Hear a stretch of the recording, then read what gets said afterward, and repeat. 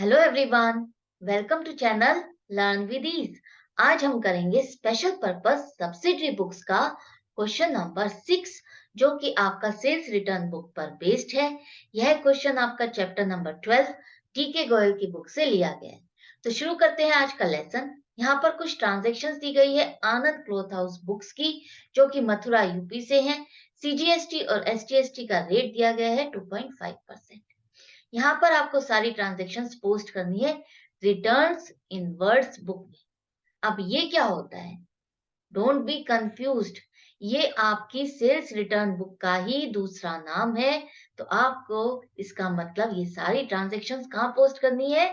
Sales return book में। और ये है फॉर्मेट आपकी सेल्स रिटर्न बुक का।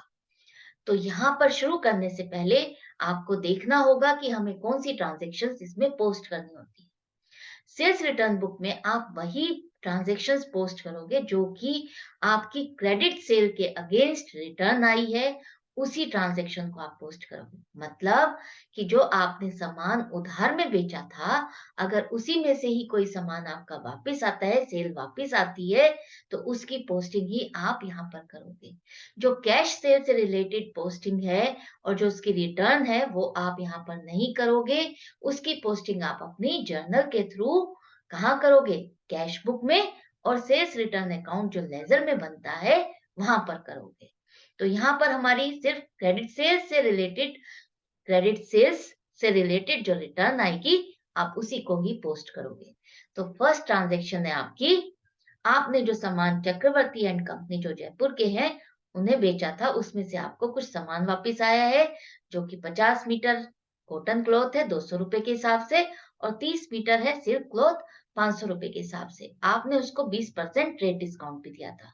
तो पोस्टिंग आपकी इस तरह से होगी। डेट के कॉलम में लिखोगे डेट, पर्टिकुलर्स के कॉलम में आप लिखोगे उस बायर का नाम जिससे आपको सामान वापस आ रहा है, और उन सारे सामान की डिटेल लिखोगे जो जो सामान आपका वापस आया है विद रेट। क्रेडिट नोट के कॉलम में आप उस क्रेडिट नोट का नंबर लिखोगे जो आप अपने बायर को दोगे इस सामान के अगेंस्ट बना करके। यहाँ पर हमारे पास कोई क्वेश्चन में नहीं दिया गया है नंबर, तो हम कोई फिक्शियस या फेक नंबर यहाँ पर नहीं लिखेंगे। आगे चलते हैं। डिटेल्स के कॉलम में अब आप अमाउंट को कैलकुलेट करके लिखोगे, मतलब कि 50 मीटर 200 रुपए के हिसाब से आपका हो जाएगा 10,000 रुपए, और 30 मीटर 500 रुपए के हिसाब से हो जाएगा 15,000 रुपए। टोटल करोगे तो अमाउंट आ जाएगी 25,000 रुपए।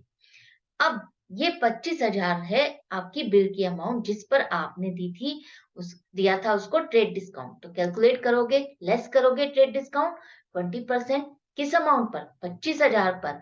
कैलकुलेट करने के बाद जो अमाउंट आएगी वो है 5,000 रुपए, और डिस्काउंट है इसलिए माइनस करोगे तो 20,000 रुपए की जो अमाउंट है वो है आपकी सेल्स रिटर्न की अमाउंट। इसी पर ही जीएसटी अब आप कैलकुलेट करोगे, जो कि लाइबिलिटी थी आपकी डिपॉजिट करना, बायर से कलेक्ट करना। अब अगर उसने सामान ही वापस कर दिया, तो अब वो आपको लाइबिलिटी खत्म करनी होगी, उस बायर से कलेक्ट नहीं करना। तो वही अमाउंट आपको कैलकुलेट करना है और ऐड करना होगा इस अमाउंट में। इससे पहले आपको देखना होगा जीएसटी के लिए, क्या ये इंटरस्टेट ट्रांजैक्शन है या इंट्रास्टेट ट्रांजैक्शन। अब यहाँ पर आप हो यूपी से, और जिससे सामान आपको वापस आ रहा है वो बायर है आपका राजस्थान का। मतलब दोनों ही डिफरेंट स्टेट से हो गए, बायर और सप्लायर। ये हो गई आपकी इंटर स्टेट ट्रांजेक्शन, जहां पर आपका जो जीएसटी लगता है उसे हम क्या कहते हैं? आईजीएसटी। उसका रेट हो जाएगा आपका 5%। ये हमने कहाँ से कैलकुलेट किया? क्वेश्चन में तो नहीं दिया हुआ। आपको क्वेश्चन में सीजीएसटी और एसजीएसटी का रेट दिया गया है 2.5%। उन दोनों को ही अगर आप ऐड कर दोगे तो आपको मिल जाएगा आईजीएसटी का रेट 5%। ये 5% अब आप कैलकुलेट करोगे 20,000 पे, तो अमाउंट आ जाएगी 1,000 रुपए। ये है आपकी जीएसटी की अमाउंट जो कि आपको अपने बायर से कलेक्ट करनी थी। ऐड करके अमाउंट लिखोगे 21,000। ये है वो अमाउंट जिससे आप क्रेडिट नोट बना करके अपने इस बायर को देते हो और दोगे। यहाँ पर ये अमाउंट, इसी अमाउंट से आप इसके अकाउंट को रिवर्स करोगे, मतलब कि जो अमाउंट आपको उससे लेना था, अब इस अमाउंट से वो कम हो जाएगा। अब यहाँ पर इस अमाउंट को आप बाइफरकेट करके हर कॉलम में भी लिखोगे इस तरह से 20,000 है आपकी सेल्स रिटर्न से रिलेटेड अमाउंट और 1,000 है आपका आईजीएसटी। तो आउटपुट आईजीएसटी के कॉलम में आप लिखोगे 1,000 रुपए। एंड में लिख दोगे टोटल 21,000 रुपए। ये हो गई है आपकी पोस्टिंग एक ट्रांजेक्शन की। नेक्स्ट ट्रांजेक्शन देखते हैं। अब यहाँ पर जो एमपी इंदौर से है नारायण राय एंड कंपनी, उनसे भी कुछ सामान वापस आया है आपको। 25 मीटर वूलन क्लॉथ 400 रुपए के हिसाब से। तो डेट डालो और यहाँ पर लिखो आप बायर का नाम जिससे आपको सामान वापस आ रहा है और जो सामान वापस आया है 25 मीटर 400 के हिसाब से। डिटेल के कॉलम में लिखोगे अमाउंट 10,000 रुपए। यहाँ पर ट्रेड डिस्काउंट के बारे में कुछ नहीं लिखा, तो यहाँ पर आप ट्रेड डिस्काउंट कुछ नहीं लिखोगे, सीधा आप जीएसटी कैलकुलेट करोगे। तो जीएसटी के लिए आपको देखना होगा इंटरस्टेट और इंट्रास्टेट। जैसा कि ये एमपी से है और आप हो यूपी से, दोनों ही अलग स्टेट हो गई। ये हो गई आपकी इंटर स्टेट ट्रांजेक्शन, जिस पर आपका लग जाएगा आईजीएसटी 5% के हिसाब से। कैलकुलेट करोगे 10,000 रुपए तो अमाउंट आ जाएगी 500 रुपए। ऐड करोगे तो 10,500 रुपए का बनेगा आपका क्रेडिट नोट इस बायर को देने के लिए। अब इस अमाउंट को बाइफरकेट करके लिखोगे। 10,000 है आपका सेल्स रिटर्न से रिलेटेड अमाउंट और 500 रुपए है आपका आईजीएसटी से रिलेटेड, तो उस कॉलम में लिखोगे और एंड में लिखोगे टोटल 10,500 रुपए। नेक्स्ट ट्रांजेक्शन है आपकी goods sold to Janki Das Sitaram Agra UP, जिन्होंने आपको सामान वापस किया है डिफेक्टिव होने की वजह से 8,000 रुपए का।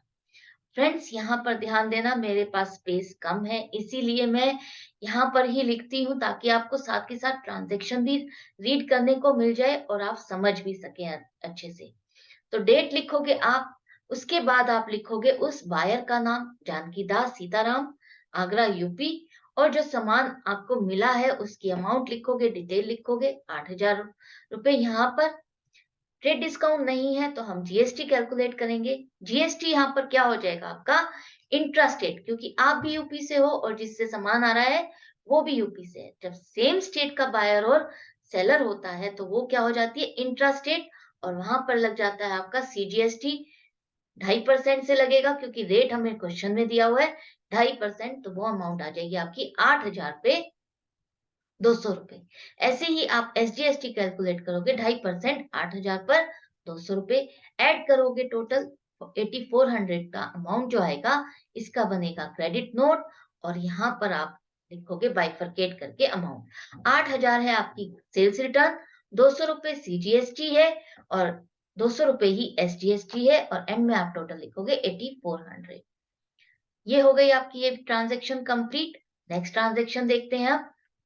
Allowance allowed to Kesari and Son Sadar Bazaar Prayagraj UP on account of a mistake in an invoice rupees 3,000।